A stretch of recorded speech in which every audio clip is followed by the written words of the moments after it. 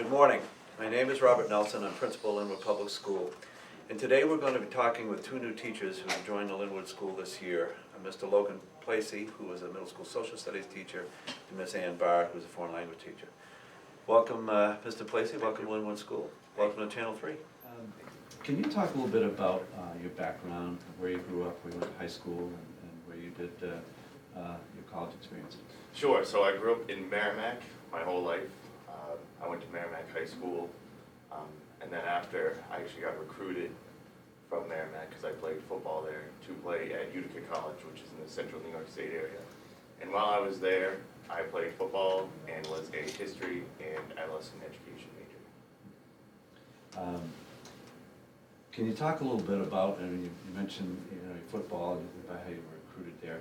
Can you talk a little bit about how much time you had to spend with that and how that kind of combined with your studies and how you kind of managed your time and learned how to do that? Right. It was actually a little distracting because you would get phone calls every night from different coaches from different schools trying to talk to you. So I'm trying to, get my work done, or even if I have some free time because I finally finished all my homework and I got to spend time talking to coaches. But it is a really good experience for somebody who is thinking of playing college sports, that just be happy that you're one of the people that someone's looking at and you have an opportunity to play past your high school career, because not a lot of people get the opportunity. But for me, I was always good at balancing sports and academics. I actually found that I did better when I was when I was in season than when I wasn't in season in terms of my academics. So I always found a good way. During the season, like roughly, how many hours a day were you involved in practicing and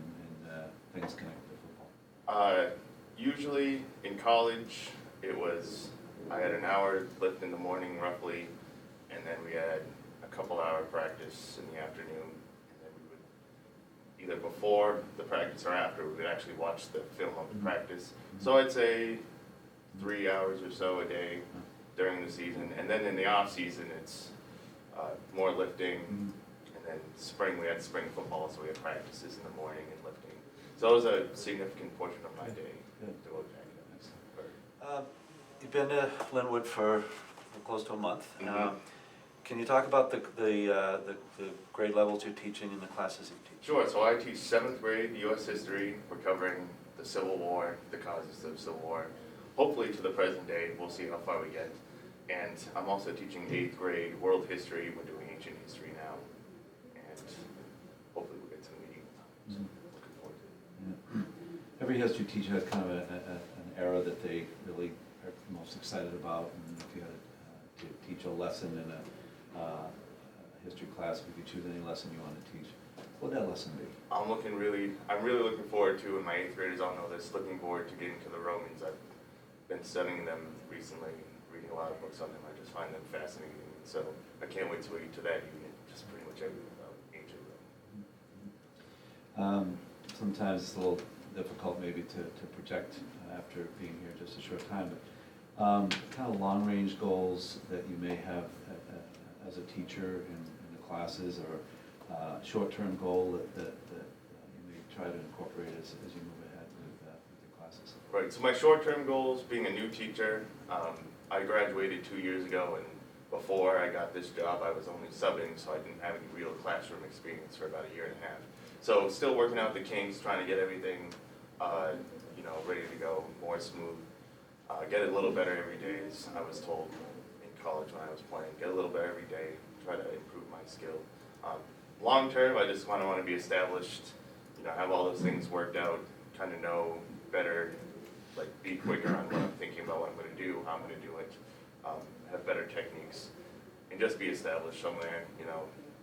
Just want to be a good teacher somewhere down the road, 5 years from now. Technology, which is a big part of learning and teaching now. Can you kind of talk about how you incorporate, into what level you incorporate technology into your teaching on a daily basis? So the introduction of the Chromebooks, I found out when I was interviewing here. I thought that was a great idea because now I can send kids to websites. I found some really good interactive maps, some really good interactive websites that they can go to, take notes, do some partner things.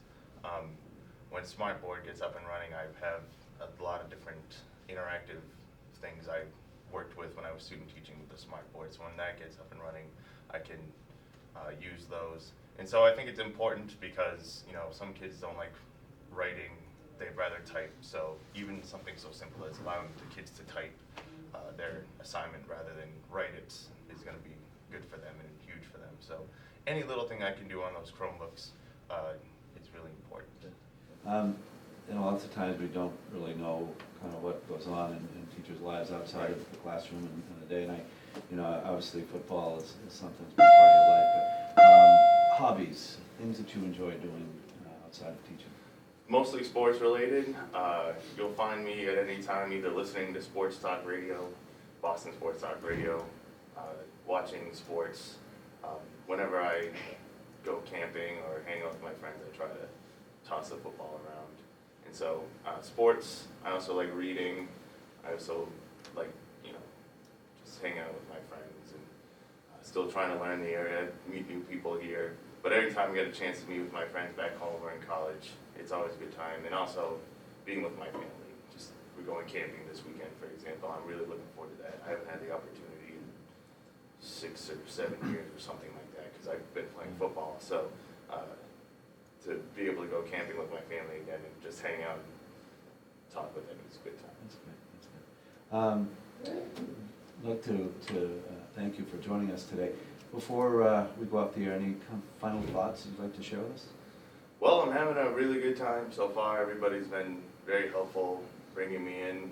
I know I can talk to any teachers if I have any problems. They've been very helpful, especially the middle school group. And, you know, I look forward to the rest of the year and hopefully many more years. Thank you for joining us. Thank you. We'll be back in a few minutes and talking with Miss Bahr, foreign language teacher at Lin-Wood. We are back with the second segment of our interview today, and we're going to be talking with Miss Bahr, who's the new foreign language teacher at Lin-Wood Public School. Welcome, Ms. Bahr. Welcome to Lin-Wood. Thank you. It's great to be here. That's great.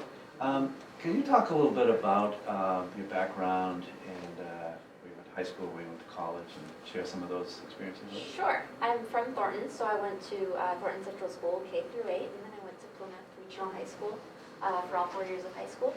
And after that, I went to Massachusetts, Norton, Mass, for Wheaton College, and I spent 4 years there. And I was fortunate enough to have a few abroad experiences while I was there. So I spent some time in Paris studying at the Sorbonne and through the Sweetbriar Junior in France program. And then I had an internship in Avignon in the summer before my senior year. And following that, following graduation, I was teaching English in France. That's quite an experience. How long were you there when you did those jobs? The first time was a semester, so about 4 months, and the second time was a summer, about 6 or 7 months, and then the last was a school year. Are you staying with a host family or stay at a university? Where would you stay?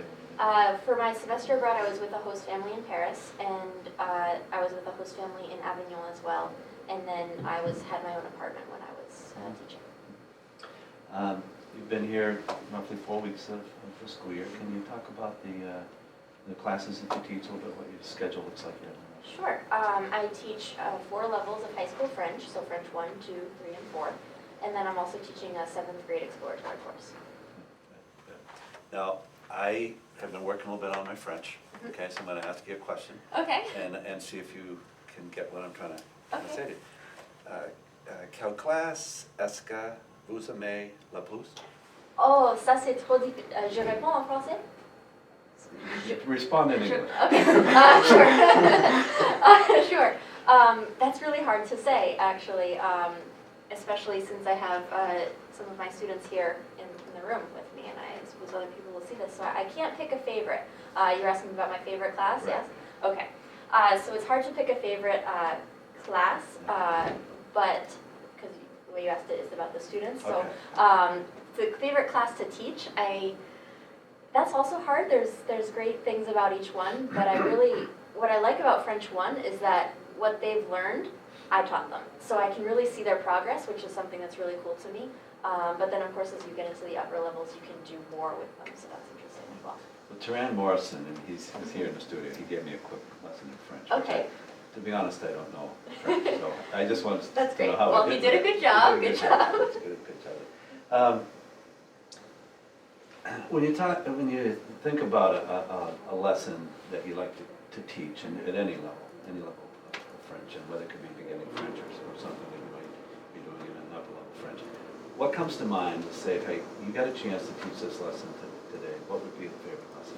I really, well, I love to cook, so I really love lessons where I can incorporate that and bring in some kind of food and show students a little bit about what I've learned about French cuisine and cuisine from other French-speaking countries as well. So whether it's a lesson where we're learning commands, and so they're learning like put the flour into the bowl or something like that, anything where I can incorporate food is one of my favorites, certainly. And you're teaching in a, you mentioned earlier, just assortment of classes from middle and high school. Can you share with us some of like short-term goals that you may have as you look ahead in the experiences here at Lin-Wood and the long-term goals? Anything come to mind? Sure. Well, short term, as a new teacher, I really want to be as involved as I can in the community, so I'm trying to involve myself in weekend activities and fundraisers and such when I can, and really get to know my students a lot better, and see where they're coming from, because I think it's important to have a good relationship with your students so that you can grow together. And as far as my long-term goals, in the winter I will be teaching Spanish to 8th graders, so working on my Spanish is definitely a short and a long-term goal for me. Great. Lots of times, students, community members don't really know that much about any of our employees outside of school and their levels of interest and so forth, in areas of interest. Can you talk about some hobbies and things you like to do outside of teaching? Sure. This summer, I've always liked hiking, but I started this summer on the 4,000 footers, so I did 15 of them this summer, and I'm hoping to get some winter gear so I can continue throughout the winter. I'm working on that list. And I also love to snowboard. I've been on skis since I was 2, and when I was in middle school I switched over to snowboarding, so hopefully spend some time up at Lin-Wood Cannon this winter. So you did 15 of the 4,000 footers this summer? Yeah. Is that the first 15 that you've done, or have you done others? No, that's what I just started this summer. So. You just said, so those are the first 15 that you've done. Do you hike with other people or by yourself? What do you know? Well, it depends on the hike. So a lot of times, well, I've done most of them with my dog. A couple of them, it wasn't really feasible for him to make it up there. He's about 60 pounds, so he's a little heavy to lift up the hill, the mountain, if he can't make it himself. So I did one or two with my dad, and then I did Jefferson, Adams, and Madison in a day with my brother when he came up to visit. So, but the rest I did by myself. That's good. That's great. That's good. Those are good hobbies to have. So, final thoughts that you have. You've been here, as we mentioned before, 4 or 5 weeks. To talk a little bit before we go off the air, some of the things that you would like to share. Well, I just really wanted to thank you for having me here, not just on the air, but at Lin-Wood in general, because it's definitely a wonderful place to be. I really appreciate the community that you have here, and I love being in smaller classes like Lin-Wood has, and just the opportunities that are afforded to students, I think, are fantastic. So I'm very happy to be here. Thank you for joining us today. Thank you. We would like to thank our viewing audience for being a part of this program today. And once again, we would like you to know that we appreciate your support of our efforts to bring news from our school and community to you. Thank you and have a great day.